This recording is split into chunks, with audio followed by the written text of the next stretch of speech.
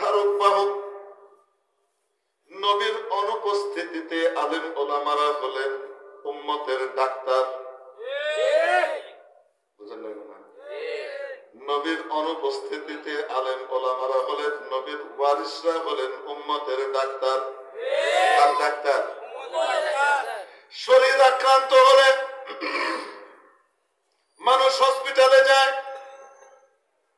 ডাক্তারের শরণাপন্ন হয়, ডাক্তারের ব্যবস্থাপত্র অনুযায়ী নার্স এবং ওয়ার্ড বয় ট্রিটমেন্ট দেয়, মানুষ সুস্থ হয়।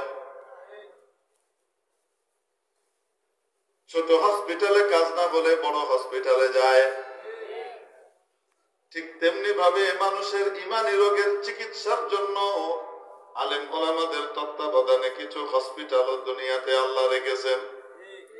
রুহানি চিকিৎসার এক হসপিটালের নাম হলো কওমি মাদ্রাসা, ইলমে দ্বীনের মার্কাজ। রুহানি চিকিৎসার আরেক হসপিটালের নাম হলো হক্কানি মাশায়েখের খানকাহ, আল্লাহওয়ালাদের সোহবতের জায়গা। রুহানি চিকিৎসার অন্যতম আরেকটা হসপিটালের নাম হলো দাওয়াত ও তাবলীগ, ভ্রাম্যমাণ হসপিটাল। বুঝেন না? মেরে মুহতারাম দোস্ত, এগুলো হলো এক একটা হসপিটাল। এই হসপিটালে মানুষ যায়, গিয়ে কি করে? নিজের আত্মার রোগ দূর করে। এই যে ওয়াজ মাহফিলের ময়দানগুলো, এগুলো আরেকটা হসপিটাল। এই হসপিটালের মাধ্যমে মানুষ তার আকীদা এবং আমল পরিশুদ্ধ করার দিক নির্দেশনা পায়। বুঝাইতে পারে নাই? এগুলো এক একটা হসপিটাল, কোনটা স্থির, কোনটা ভ্রাম্যমাণ। দাওয়াত ও তাবলীগ এবং এই যে ওয়াজ মাহফিলের যে হসপিটাল, এগুলো হলো ভ্রাম্যমাণ হসপিটাল। ডাক্তাররা ঘুরে ঘুরে কি করে? ট্রিটমেন্ট দিয়ে করে, বিভিন্ন জায়গায় গিয়ে গিয়ে চিকিৎসা দেয়। আর মাদ্রাসা, খানকা, এগুলো হলো বলেন নির্ধারিত এক এক জায়গার হসপিটাল। আমাদের শারীরিক রোগের হসপিটাল ওই দুই রকমেরই আছে। ব্লাড ব্যাংক হিসেবে আপনি হসপিটালের বা রেড ক্রিসেন্টের যে অফিস আছে সেটাও ব্লাড ব্যাংক। আবার রেড ক্রিসেন্ট ব্লাড ব্যাংক হিসেবে কি করে? মাঝে মাঝে দেখবেন বিভিন্ন মসজিদের সামনে জুমার দিন, বিভিন্ন কলেজ ভার্সিটির সামনে মাঝে মাঝে তারা রক্তদান কর্মসূচি নিয়ে বিরাট বাস নিয়ে চলে যায়। এক এক বাসে এক এক সাথে 5 জন করে 4 জন করে রক্ত দিতে থাকে। বুঝেন না? মনে হয় এটা ভ্রাম্যমাণ। তো বলছিলাম, শরীরও একদম সামারিতে চলে আসে। মানুষের শরীরে দুটা জিনিস, একটা হলো তার শরীর, একটা হলো তার রূহ। অধিক গুরুত্বপূর্ণ কোনটা, শরীর না রূহ? শরীরও গুরুত্বপূর্ণ, রূহও গুরুত্বপূর্ণ, কিন্তু রূহের গুরুত্ব শরীরের তুলনায় 1000 কোটি গুণ বেশি। শরীর রোগাক্রান্ত হলে মানুষ হসপিটালে যায়, চিকিৎসা নেয়, ডাক্তারের কাছ থেকে প্রেসক্রিপশন নেয়, ওয়ার্ড বয় এবং নার্সরা সেটাকে এক্সিকিউট করে, সে কি হয়? সুস্থ হয়। ঠিক তেমনি ভাবে মানুষের রূহ যখন রোগাক্রান্ত হয়, তার জন্য চিকিৎসার জায়গা আল্লাহ দিয়ে রেখেছেন মাদ্রাসা, খানকা, ওয়াজ মাহফিলের মজলিস, আল্লাহওয়ালাদের সোহবতের জায়গা। এমনি ভাবে দাওয়াত ও তাবলীগ, এই সবগুলো হলো এক একটা হসপিটাল।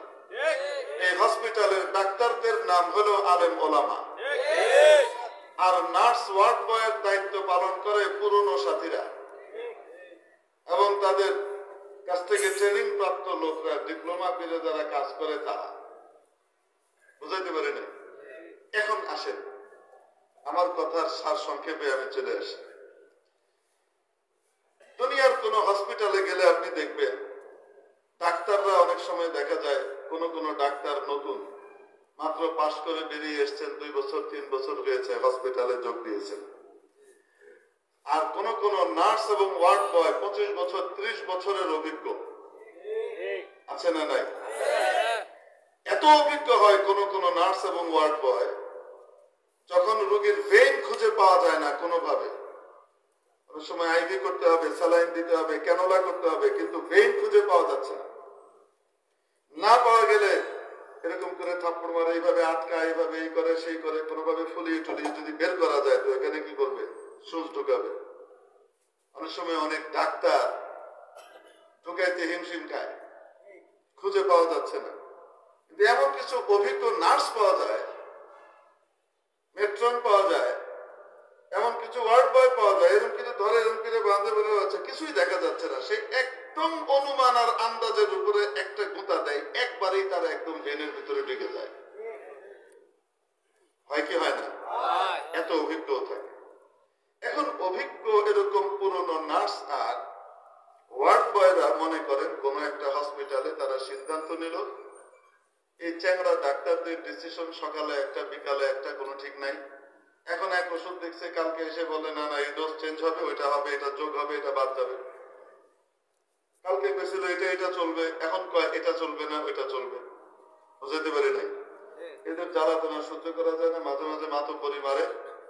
এদের এই মাতব্বরি সহ্য করা যাচ্ছে না, অতএব এখন থেকে হসপিটাল আমরাই চালাবো, ডাক্তার দরকার নেই। কি দরকার নেই? ডাক্তারবিহীন এই হসপিটাল সুস্থ রোগী উপহার দিবে না কবরস্থান করবে? বুঝাতে পারিনি। কিছু কিন্তু সুস্থ হয়ে যাবে। এই পুরনো নার্স এবং ওয়ার্ড বয়দের অভিজ্ঞতাতে তারা কি হয়ে যাবে, কিছু কিছু মানুষ সুস্থ হয়ে যাবে, হবে না তা না। কিন্তু সুস্থর হার বাড়বে নাকি অসুস্থের হার বাড়বে? কেন প্রেসক্রিপশন দেওয়ার অথরিটি তার নাই, এই অথরিটি একমাত্র তার। ঠিক তেমনি ভাবে রুহানি রোগের যে হসপিটাল গুলো আছে, এই হসপিটাল গুলোর ভিতরে যদি কোন পুরনো সাথীর মাথার ভিতরে আসে যে আমরা তো অনেক অভিজ্ঞ, অতএব এখন থেকে আমাদের আর ডাক্তারের দরকার নেই, বিনা ডাক্তারে আমাদের চলবে, ওই হসপিটালের দশা কি হইতে পারে বুঝতে পারেন তো? নাকি বুঝেন নাই? মানে আরো খুলে বলা লাগবে না, আপন মামরা ইশারা কাফিজ। অতএব ধর্মীয় যত হসপিটাল আছে, রুহানি যত হসপিটাল আছে, এই সমস্ত হসপিটাল তখন কার্যকর হবে যখন সেখানে ভালো ভালো ডাক্তার থাকবে। ডাক্তারবিহীন হসপিটাল রুহানি মৃত্যুর কারণ ঘটবে, আত্মার মৃত্যুর কারণ ঘটতে পারে, আল্লাহ না করুক। এটা ঈমান হারা হওয়ার পর্যায়েও নিয়ে যেতে পারে, একটা পর্যায়ে বেয়াদবির এমন স্তরেও নিয়ে যেতে পারে। অবাস্তব না বাস্তব? জন্য আল্লাহ তাআলা আমাদেরকে বুঝবার, আমল করবার, ভালো ডাক্তারদের সাথে থেকে কাজ করবার, নিজের রূহকে সংশোধন করবার, রোগ মুক্ত করবার তৌফিক দান করেন। ওয়া আখিরু দাওয়ানা আলহামদুলিল্লাহি রাব্বিল আলামিন। দোয়া আপনি